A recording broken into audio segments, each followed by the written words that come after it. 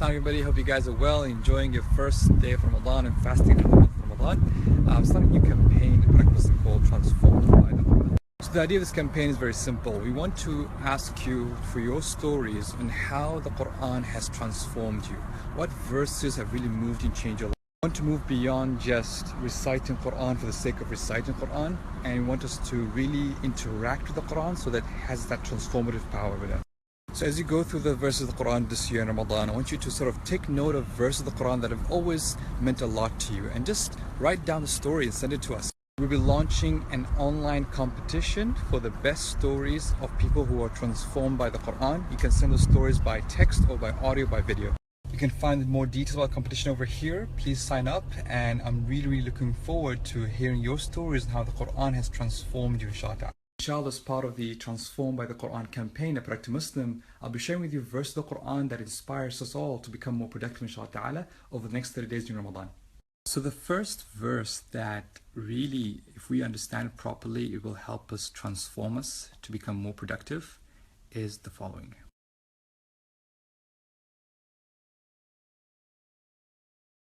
So the Basmala, Bismillah ar-Rahman ar-Rahim, you might think, what's the transformative power? How does that boost us to become more productive? Let's think about it for a minute. So the Quran starts with this verse, Bismillah ar-Rahman ar-Rahim, in the name of Allah, the most gracious, the most merciful.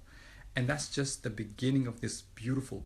And Prophet Muhammad ﷺ taught us that we should try to say Bismillah in many occasions, when entering the house, when leaving the house, when eating food, so many occasions. So this Basmala is you kind of invoking the name of Allah subhanahu wa ta'ala whenever you're doing something.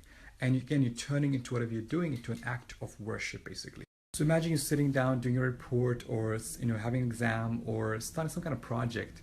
When you say Bismillah, you're saying, in the name of Allah, I'm doing this. What sort of mindset shift when you do a work, knowing that you invoke the name of Allah for it, instead of mindlessly getting on with the work? Although we kind of get used to Bismillah sometimes, and we kind of say it almost reactively, next time say Bismillah, try to really imagine what that means.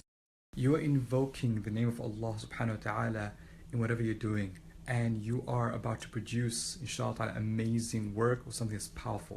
So something as simple as verse Bismillah ar-Rahman ar-Rahim can transform your work, transform what you're doing into something powerful for the sake of Allah subhanahu wa ta'ala.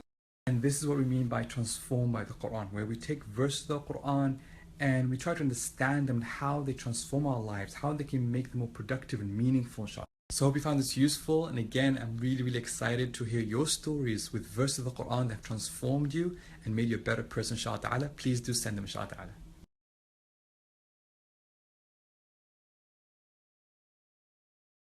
I heard this story when I was very young, and I love sharing it because it really gives you a different perspective of the word Bismillah and how it really is powerful. So the story goes that there was an old lady who always said Bismillah, no matter what.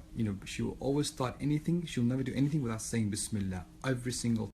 And for some reason, her husband's really annoyed with this, because it's like, oh man, everything you say Bismillah, every time you say Bismillah, her husband kind of got irritated by her saying Bismillah every single time. One day her neighbor came to her and said, hey, can you keep this ring with you because I'm going away for a while? And she said, okay, and Bismillah, she put it inside the cupboard. Her husband thought, great, okay, and now I know I'm going to teach her a lesson. So he took that ring and he threw it into the sea.